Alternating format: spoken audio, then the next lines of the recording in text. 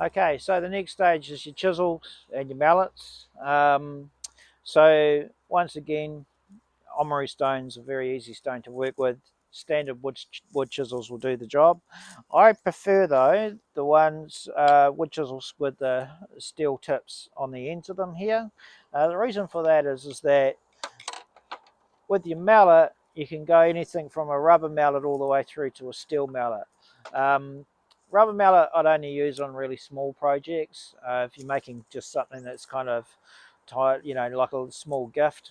Um, but if you're working on a slightly bigger sculpture, then really the wooden mallet will kind of penetrate hit the chisel sort of a little bit harder, I guess, and it'll you'll find it's going to work a bit better. It's a little bit weightier, and then if you really need to actually go hard at the sculpture, then going steel on steel really actually is the way to go. So um, even if you weren't intending to kind of go this way to start off with, I'd always buy chisels with a steel tip because you may find that's what you're going to need further down the line.